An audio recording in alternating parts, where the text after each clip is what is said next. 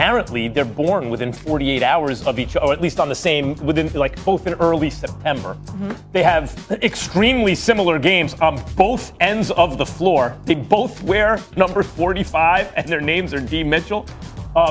You're going to see something like we've seen what Donovan Mitchell can do. It doesn't mean Davion can do all those things, especially under pressure, but it sure looks like he can.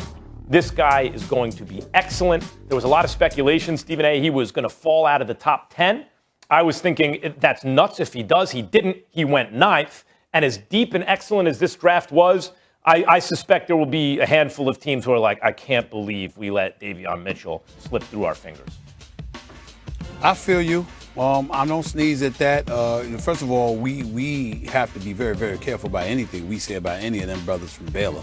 Because when we saw them in the national title game, they shut us all up. Let's remind the world of that. Boy, with them brothers special. Them brothers can ball. All right, so I ain't got nothing but respect for them.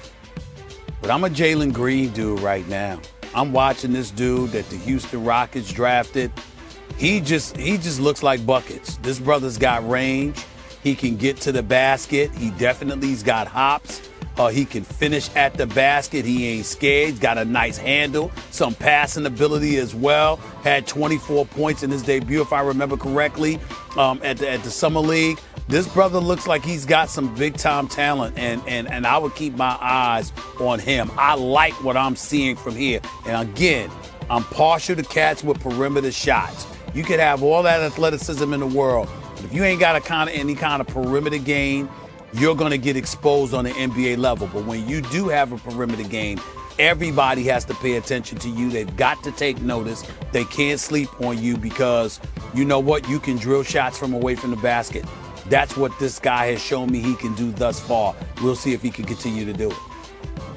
Okay, so Stephen A. says Green, Max says Mitchell. Guys, let's go a little deeper. Who's a rookie that may not find success this year, maybe because of their situation, they need some time, but you think eventually will mature into becoming a star? Stephen A., you start.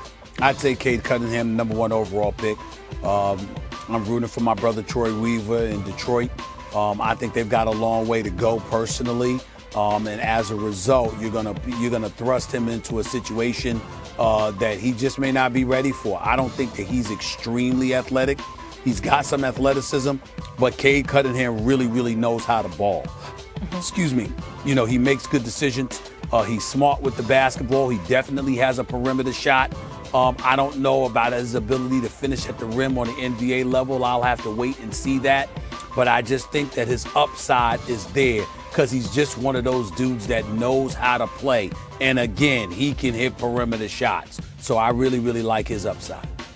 I would say Jason Preston. I mean, Cade Cunningham is the guy everyone's focused on for good reason. He's been called the best draft prospect since LeBron James, right? Like he by can. Who? I didn't hear that one, man. Yeah, yeah. I missed that. I mean, it's a rhetorical question. I'm not asking. No, unless you a know few people did. I didn't hear that. And it's escaping my mind, but I'll think about that next. By more than one. Compared to Luka Doncic, but maybe with more upside. Like, he is considered a potential super-duper star. That's not the case with Jason Preston. But Preston has been compared to Cade Cunningham. He's been like and the Clippers, that's the guy that they went and got, right? And they got him in the second round. They need a playmaking point guard.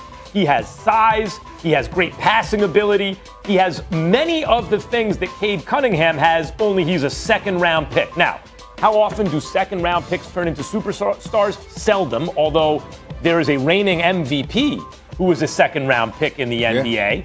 But that generally doesn't happen. In Preston's case, I'm not saying he's going to be a superstar, Stephen A., and I'm not saying he's going to be great as a rookie.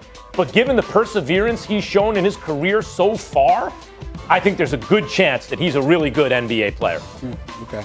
Okay, next one here, Stephen A. And I don't know your answers ahead of time, what you guys are going to say.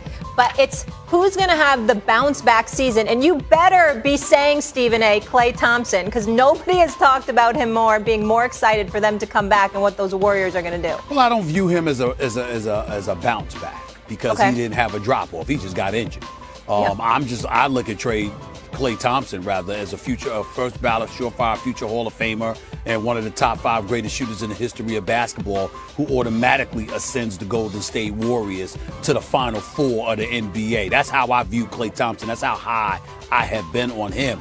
the name that I'm going to come up with when we talk about a bounce back, I'm gonna pull a name out of the hat. How about somebody like an Isaiah Thomas, who just dropped 81 points in some Pro-Am league? This is an emotional pick, Max. Here's why. We forget that this brother was in Boston and averaged 29. But his injuries wasn't handled correctly. And he was never healthy again. And so when I think about him being healthy, I'm like, excuse me, there's a whole bunch of teams that brother can help if he is 100% healthy, because he could just put the ball in the hole. He's a very, very gifted offensive player. And the money that it cost him, first of all, he was going to get shortchanged because he was a miniature dude. And Danny Ainge, wisely, knowing that he wasn't 100% and what have you, didn't elect to invest in him, and he ultimately was traded to Cleveland, if I remember correctly. But this dude has missed out on so much money, and I would love to see him back in the NBA and get an opportunity to really showcase his offensive skills, because there's a whole bunch of teams he could be a huge plus for if he's 100%. Yeah, that's my actual answer too. He's one of my favorite players of all time. Do people understand what it is for a 5'9" guy to be as good as he's been in the NBA? And that's a real bounce back. Like, it'd be great to see him bounce back. But I'll give you another answer, Stephen A., since you said Isaiah Thomas. How about Obi Toppin? You know, bounce back from what, right? But he was drafted in the top 10 by your New York Knicks. You know, like, the Knicks can't afford to miss on guys. They're trying to build the right culture with the right kind of pieces. Obi Toppin, there were other players available who were successful NBA players. He averaged 11 minutes as a rookie. He didn't do a whole lot at all. And he's a talented guy, and he's from the area. He's a fan favorite. And people seem to like him, and yet it just hasn't panned out so far. He's the kind of guy who's easy to root for, and I'm hoping that he has, I guess you wouldn't call it a bounce back, but at least a bounce back to the status he had coming out, where he was, I think, the 8th overall pick by a team that really can't afford to miss on those kind of picks. Max, let me say this to you, man. I'm rooting for him. Obviously, he's a Knick. Of course, I'm rooting for him.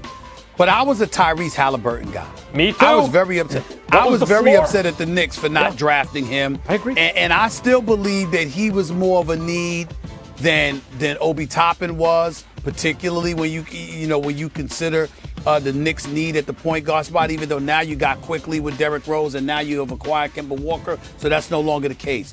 Let me tell you something about Obi Toppin. He's a better shooter than I thought he was. Mm-hmm. He can hit perimeter shots. He obviously got hops. We knew about that. Has an NBA body, looked a bit stiff at times or what have you. But I found myself looking at him and saying, this guy needs more playing time. They gave a lot to Julius Randle. Kevin Knox, let's just call it what it is. He hasn't panned out. He was the number 9th pick overall out of Kentucky. I'm still rooting for him, but I think that a lot of people looking at the Knicks see Julius Randle and then, of course, Obi Toppin, even though, Kevin Knox doesn't necessarily play their position, even though he could. He's a bit undersized in that regard. But Obi Toppin, because of his perimeter shooting ability, his poise, he's not scared. He can get physical. I like him.